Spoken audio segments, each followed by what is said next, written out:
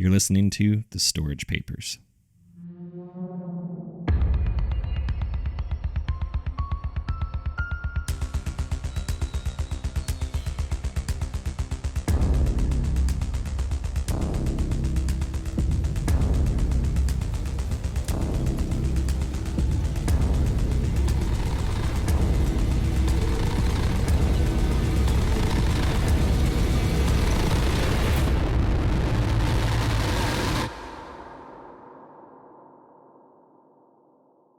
Episode 5, Ice Cream Man.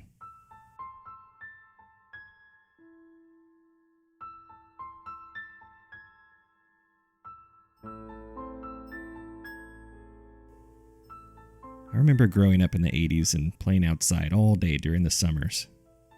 The neighborhood kids might be doing different things in a number of different groups down the street, but one thing was certain. When we heard that familiar tune projecting from around the corner or down the road, we would all experience that Pavlovian watering of the mouth, and we dropped whatever we were doing to run and ask our parents for spare change as if life or death depended on it. And if we hustled, we might, just might, get lucky enough to wave down the ice cream man to stop, and a line would form full of children we were both familiar with and some we'd probably never seen before. Looking back, there was a kind of magic to those moments. It didn't matter what our differences might have been, whether we'd been getting along okay or not, or if you were meeting a new kid on your street for the first time.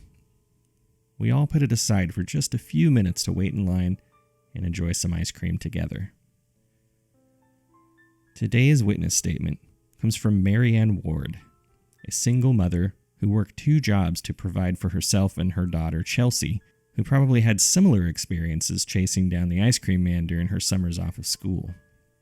But for Chelsea, they wouldn't be formed into fond memories following the summer of 1984. Statement by Marianne Ward, Monday, October 14th, 1984, at 6:45 p.m. Detective Glenn Speck taking statement from the emergency room at Long Beach Naval Medical Hospital.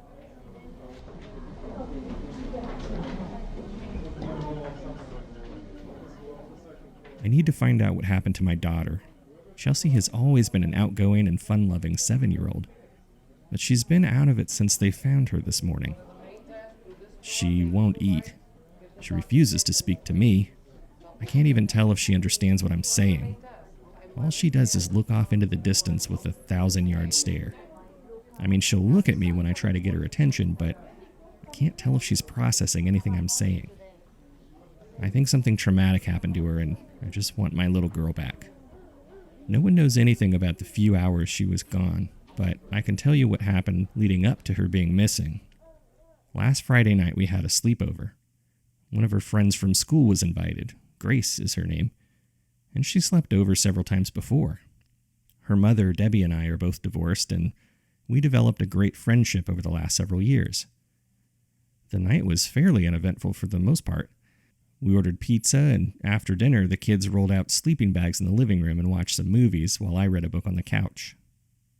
When it was bedtime, they begged me to let them sleep in my bedroom instead of going to Chelsea's room. See, there'd been a news story about the rising rate of child abductions in the middle of the night, right before we turned the TV off, of course. I didn't have any problem with that, but they did keep me awake for a while with their chatting and giggling. I didn't object since it was the weekend and I didn't have any plans the next day. That night, I was awoken by a noise coming from the living room around 2 o'clock in the morning. It sounded like footsteps, but I wasn't certain at first.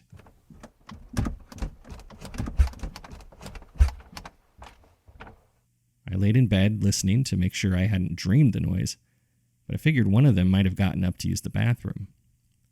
I rolled over to see which one of them was up, but both of their sleeping bags were empty next to my bed. As I got up to see what was going on, I became aware of music playing.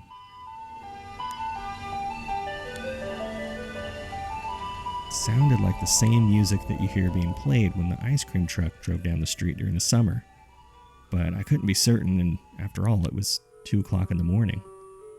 It was very faint and somehow different. Before I could even get out of my bedroom, I heard the front door being unlocked.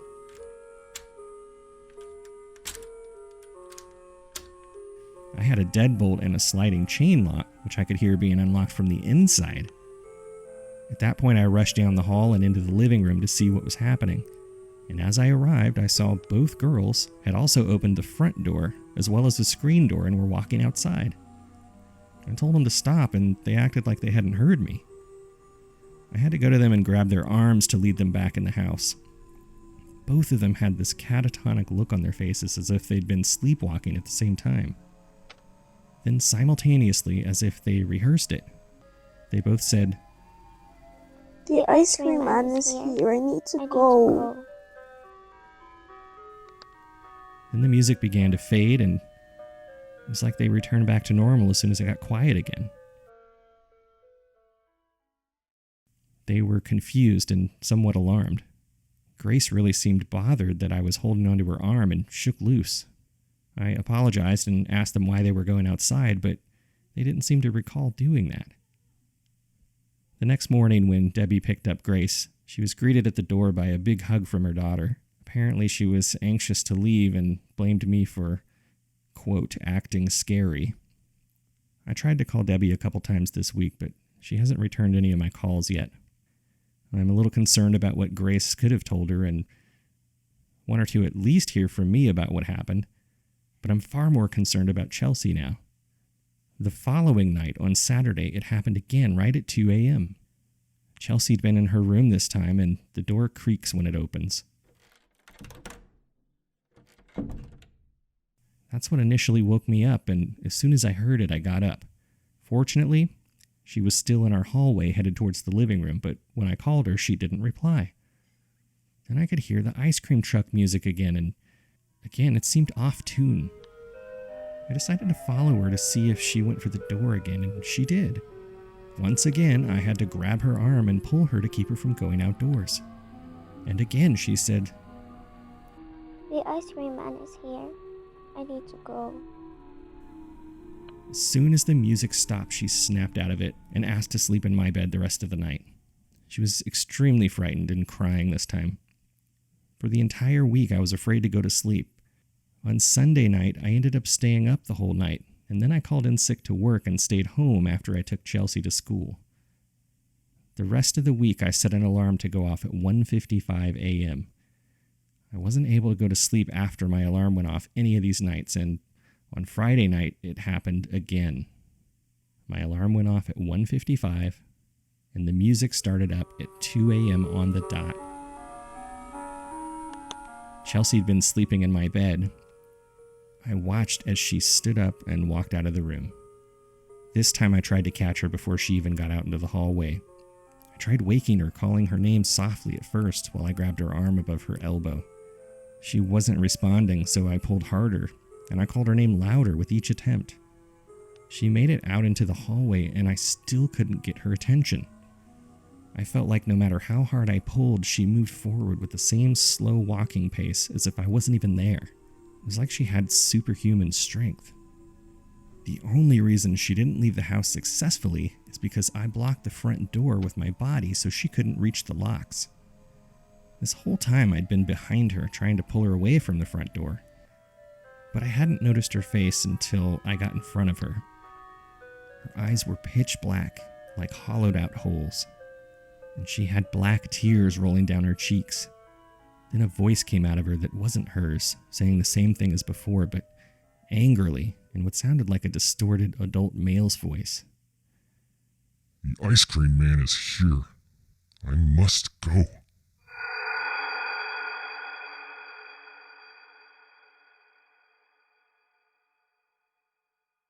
This scared me so bad that I let go of her arm and backed up towards the hallway. She started walking towards the door again, but the music faded and she started crying. She wiped the dark tears from her eyes as I watched her eyeballs turn to normal. I thought she was just scared, but then she asked me why her arm hurt.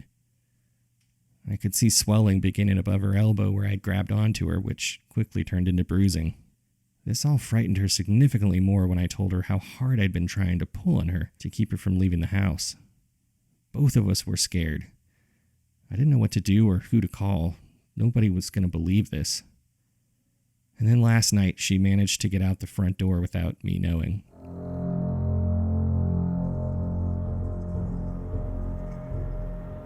woke up freezing cold to find my sheets and comforter on the floor between my bed and the door going into the hallway. I could feel the cold air coming through the door. I looked over at my alarm clock, confused, wondering what time it was. I made sure that it was set for 1:55 before I fell asleep, but it was flashing 12 o'clock. I think we had a power outage and maybe the alarm didn't go off. I looked at my watch, which was laying on my nightstand next to me, and it said 3:30 a.m. Chelsea wasn't lying next to me, though she'd gone to bed with me at 9:30 the night before. I called for her and nobody answered. When I ran into the living room, the front door was wide open and only the screen door was closed. I walked outside into the street, looking in all directions for signs indicating she had walked in any particular direction, but found nothing. All I could hear was a faint breeze. She was gone.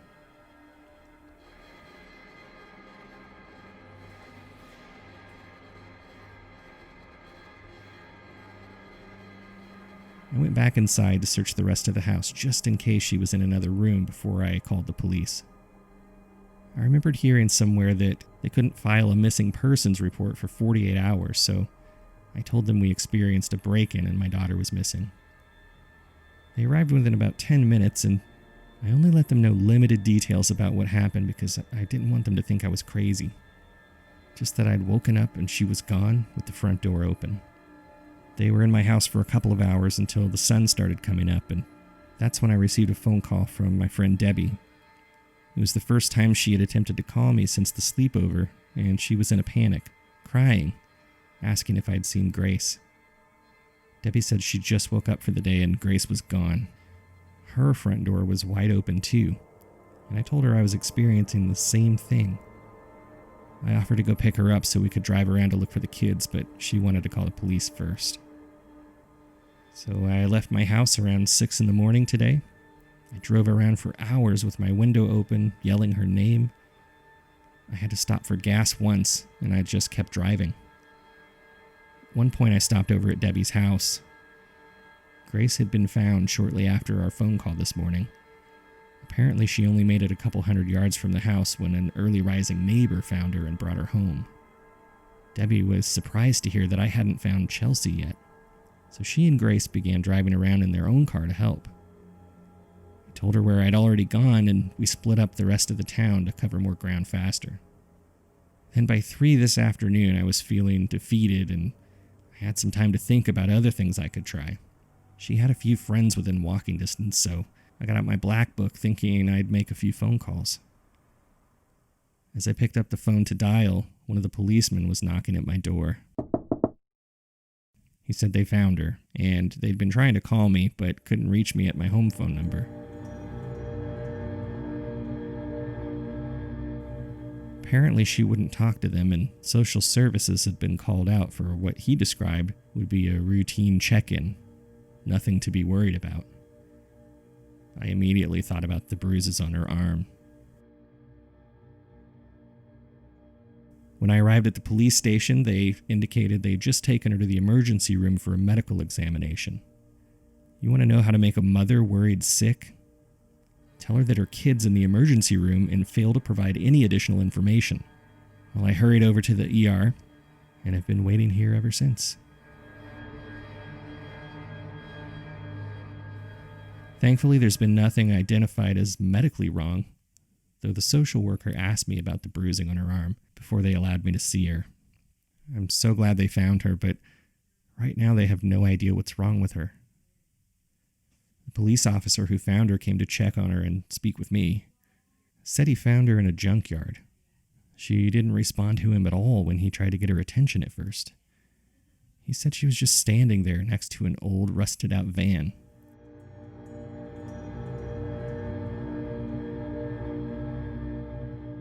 One of the few vehicles that hadn't been crushed yet. She appeared to be having a conversation with someone in the van, but as the officer approached, she stopped speaking. I'm not sure why he told me this, but he swore he saw a dark figure in the van and was certain it had been rocking just a little bit as if someone were inside it. Though Chelsea was close to the van, she was never witnessed touching it. And when he approached to look in the van, there wasn't anyone inside it.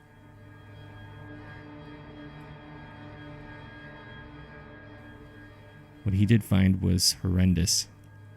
The officer told me they had found remains inside the van, what looked to be about 5 or 6 people, children most likely, all clothed in what looked like pajamas. He said he wasn't sure because they were all so old and dirty. The medical examiner was called out to the lot to determine exactly how many individuals there were and to ID them all. He asked me again if I knew of any other missing children just to make sure, but I assured him I didn't, just what I'd seen on the news coverage. Then I asked the officer if he happened to notice if it was an ice cream truck she had been standing next to. He said yes, and asked how I had known.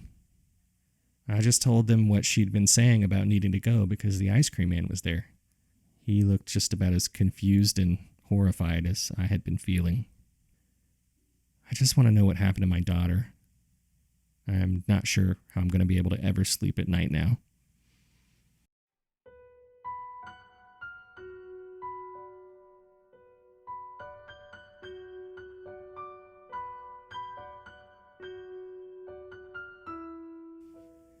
Detective's notes. Ms. Ward was able to take her daughter Chelsea home that evening under the conditions that they receive professional counseling, that the social worker was given permission to drop in on them unannounced for up to 6 months at any time, and that they communicate any intention to leave town to the Department of Social Services. I will most likely check in with them after we can ID the remains from within the van.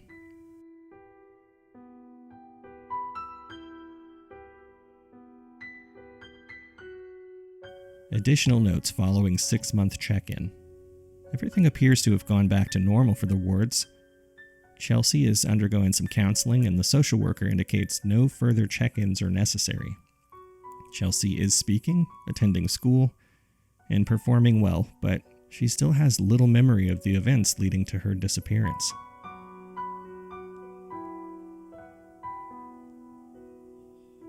Thank you so much for listening to the Storage Papers. I'd like to hear your thoughts on any of these cases I've brought forward so far. You can reach me by social media or email. I'm on Twitter and Instagram at storagepapers, or email me at thestoragepapers@gmail.com. Please make sure to reference the episode in your subject line. Today's is episode 5, Ice Cream Man.